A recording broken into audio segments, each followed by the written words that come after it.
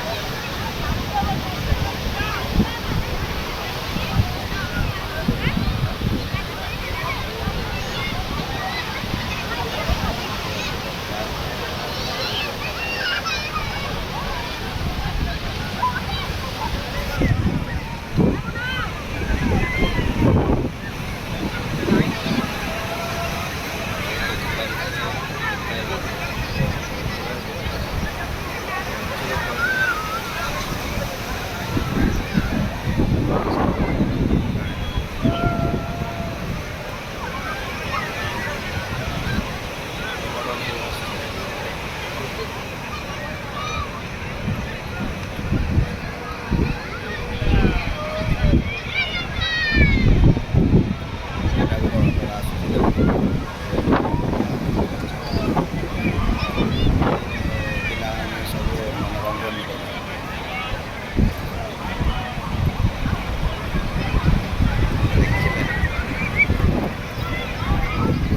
ଏପଟେ ଦୁଇଟା ଆହୁରି ବଟ ଦିଆଯାଇଛି। ଲୋକମାନେ ଯାଉଛନ୍ତି ବସୁଛନ୍ତି ଏନ୍ଜୟ କରୁଛନ୍ତି।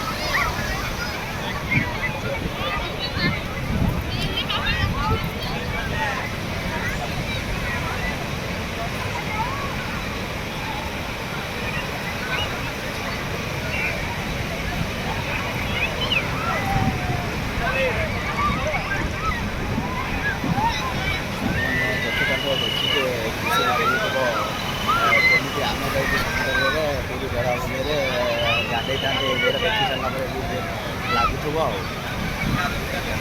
ଖୁସି ହୁଅନ୍ତୁ, ଯେଉଁଟାକି ଏଇ ଯେଉଁ ଲୋକମାନେ ଯେଉଁ ଆସିଛନ୍ତି କେତେ ଆନନ୍ଦ ଉତ୍ସବ ଉଠଉଛନ୍ତି। ତାଙ୍କୁ ହୁଇସିଲ୍ ମାରିଲେ ଏଠିକା ଯେଉଁ ଲାଇଫ୍ ଗାର୍ଡ଼ ମାନେ ଅଛନ୍ତି ହୁଇସିଲ୍ ମାରିଲେ ସେମାନେ କିଛି ବିପଦ ଜାଣୁଥିବେ, ସେଥିପାଇଁ ସେମାନେ ହୁଇସିଲ୍ ମାରିଲେ। ଆଉ ଯେଉଁ ବହୁତ ଆଗକୁ ଜଣେ ପଳେଇ ଯାଇଛି ସେଠିକି, ସେଥିପାଇଁ ହୁଇସିଲ୍ ମାରୁଛନ୍ତି। ବହୁତ ଆଗରେ ଜଣେ ପଡ଼ିଯାଇଛି ହେଇ ଯେଟା ଆସିପାରୁନି ବୋଧେ। ଦେଖନ୍ତୁ ପୁରା ଭିଡ଼ିଓ ଆଗକୁ ଅଛି, ଆସିପାରୁନି ଲୋକଟା। ହୁଇସିଲ୍ ଲାଇଫ୍ ଗାର୍ଡ଼ ତାକୁ ହୁଇସିଲ୍ ମାରିଛନ୍ତି।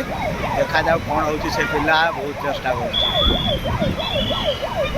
ଦେଖୁଛି ଆପଣ ଦେଖିପାରନ୍ତୁ, ଦେଖନ୍ତୁ ବହୁତ ଅସୁବିଧାରେ ସେ ପିଲାଟା ଅଛି।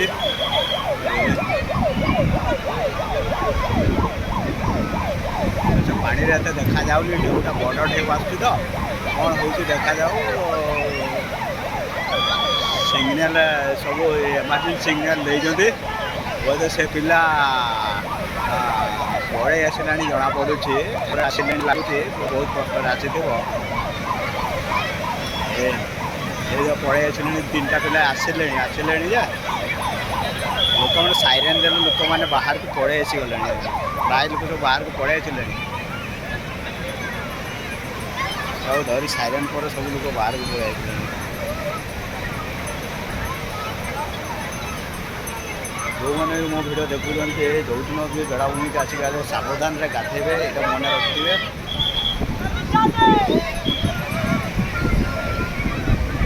ସାଇରନ୍ ଏବେ ବନ୍ଦ ହୋଇଗଲାଣି, ସମସ୍ତେ ସୁରକ୍ଷିତରେ ଅଛନ୍ତି। ସେ ପିଲା ବି ବାହାରକୁ ପଳେଇ ଆସିଗଲାଣି।